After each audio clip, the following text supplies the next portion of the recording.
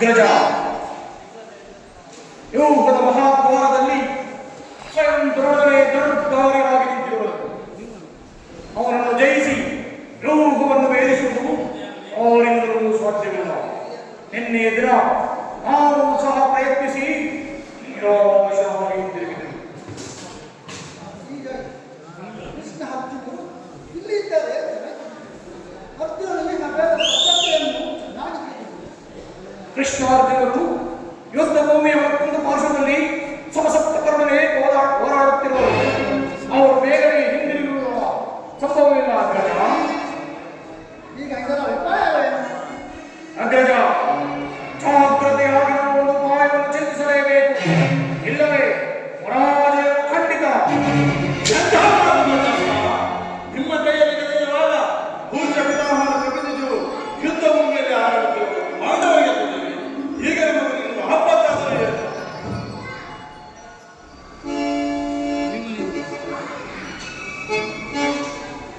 ಬಿಡಪ್ಪ, ಬಿಡ ಚಿಂತೆಯನ್ನು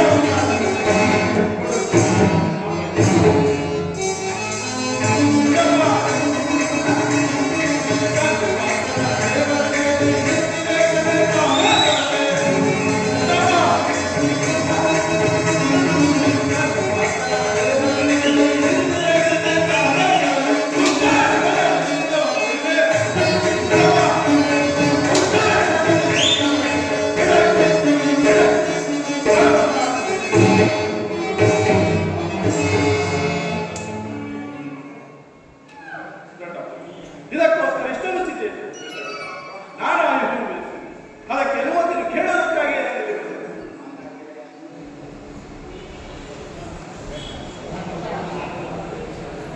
ಕುಮಾರ, ದ್ರೋಣ ಚಕ್ರವನ್ನು ಭೇದಿಸುವ ಶಕ್ತಿಯು ನಿನ್ನಲ್ಲಿಲ್ಲ. ಇದರಿಂದ ರಕ್ಷಿತರಾದ ಗೌರವರ ಬಾಣ ಪರಾಕ್ರಮದಿಂದ ನಮ್ಮ ಸೈನ್ಯವು ಅಲವಾಗಿಸಬೇಕು. ಇದಕ್ಕೋಸ್ಕರ ಇಷ್ಟೊಂದು ಚಿಂತೆ ದೇಶದಿಂದ ನಾನು ಬೆಳೆಸುವೆ. ಅದಕ್ಕೆ ಅನುಮತಿಯನ್ನು ಕೇಳೋದಕ್ಕಾಗಿ ಹಾವು ಅಭಿಮನ್ಯು, ಹಾವು ನಮ್ಮ ವಂಶದ ಕೀರ್ತಿ ಸ್ವರೂಪನು ನೀನು. ಅಗ್ರಜ, ಕುಮಾರ, ನಿನ್ನ ಉತ್ಸಾಹವನ್ನು ಅಭಿನಂದಿಸುವುದು. ಆದರೆ ಈ ದುಷ್ಟಾದ ಅಸಾಧ್ಯ ಕೆಲಸಕ್ಕೆ ನಿಮ್ಮನ್ನು ನಡೆಸಲು ಲೋಕ ಅಭಿಮತವೆನಿಸುವುದು. ದೊಡ್ಡಪ್ಪ, ನಾನು ಚಿಕ್ಕವರಲ್ಲಿ ನಿಮ್ಮ ಕಣ್ಮುಂದಿರಲಿ ಪಾರ್ಥಿವ ದೇವರು ಚಿಕ್ಕದಿರಬಹುದು. ಆದರೆ ಅದರೊಳಗಿನ ಜೀವಜ್ಯೋತಿ ಚಿಕ್ಕದಲ್ಲ. ಶಾಸ್ತ್ರ ಚಿರ ಪ್ರಕಾಶಮಾನದಿಂದ ಮಾನವಾಗಿ ಬೆಳೆದುತ್ತಿದೆ. ಸಾಹಸದ ಪ್ರಭಾವಲಗದ ಪ್ರತಿಬಿಂಬಿತವಾಗಿ ವಿಜೃಂಭಿಸುತ್ತಿದೆ. ಅದು ತನ್ನ ಸಾಹಸದಿಂದ ಕುರುಕ್ಷೇತ್ರವನ್ನು ಬೆಳೆಯಲು ಮಾಡಿಕೊಂಡಿದೆ. ನನ್ನನ್ನು ಮಗನನ್ನಾಗಿ ಪಡೆದ ಧನಂಜಯನು ಅಭಿಮಾನದಿಂದ ತಲೆದೊರಲಿ. ವೀರಪುರುಷವಾದ ಸುಭದ್ರೆಯು ಆನಂದ ಆಶೀರ್ವಾದ ಸುರಿಸಲಿ. ಯೋಗ್ಯ ಅವಸರವು ಬಂದಾಗ ಶತ್ರುಗಳನ್ನು ಹೋರಾಡಿ ಕೀರ್ತಿಶಾಲಿಯಾಗುವ ಶಾಸ್ತ್ರದಲ್ಲಿ ಅದನ್ನು ಬಿಟ್ಟು ವರ್ಣಕಂದಿ ಶತ್ರು ಸಂಹಾರ ಕೈಲಿಗಿಂತ ಖಡ್ಗದಿಂದ ಅಡುಗೆ ಮನೆಯ ಕಾಯಿಪಲ್ಯಗಳನ್ನು ಕತ್ತರಿಸಿಕೊಳ್ಳುತ್ತದೆ. ಈಗ ನನಗೆ ಸರಿಯಾದ ಸಮಯ ದೊರೆತಿರುವುದು. ತಾಯಿ ಗರ್ಭದಲ್ಲಿದ್ದಾಗಲೇ ನಾನು ಈ ವ್ಯೂಹಭೇದ ಪದ್ಧತಿಯನ್ನು ನೋಡುತ್ತಿರುವುದು. ಅದಕ್ಕೆ ಈಗ ಸರಿಯಾದ ಸಮಯ ದೊರೆತಿರುವುದು. ಅದನ್ನು ವ್ಯರ್ಥ ಮಾಡಬೇಡಿ ಜ್ಯೇಷ್ಠನಿಂದ. ನನಗೆ ಅನುಮತಿಯನ್ನು ಕೊಡಿ. ಆಗ ತಿಳಿದಿರ ಅಗ್ರಜ, ಅಭಿಮಾನಿಯ ಉತ್ಸಾಹಾದಿಯ ಬೇರೆ ಜಲಶೇಷನ ಮಾರ್ಗದಲ್ಲಿ ನಾನು ಸೈನ್ಯಗಳನ್ನು ತೆಗೆದುಕೊಂಡು ಅಭಿಮನ್ಯುವಿಗೆ ಸಹಾಯಕರಾಗಿ ನಿಲ್ಲುವೆನು. ಅಭಿಮನ್ಯುವನ್ನು ವ್ಯೂಹವನ್ನು ಭೇದಿಸುವುದರೇ ನಾವೆಲ್ಲರೂ ಒಳಗೊಗ್ಗಿ ಅದನ್ನು ಭಿನ್ನ ಭಿನ್ನವಾಗಿ ಮಾಡುವುದು. ಅನಿರೀಕ್ಷಿತವಾಗಿ ಮತ್ತು ಈ ಸಹಾಯವನ್ನು ತಿರಸ್ಕರಿಸುವುದು ಉಚಿತವಲ್ಲ. ಈ ಪ್ರಿಯ ಬಾಲಕನ ಪ್ರಾಣವನ್ನು ನಿನ್ನ ಮೇಲೆ ಇತ್ತ ರಂಗದಲ್ಲಿ ಇದನ್ನೊಂದು ಕ್ಷಣವೂ ಕೇಳಬೇಕಾಗುತ್ತದೆ. ಕುಮಾರ, ಅಭಿಮಾನ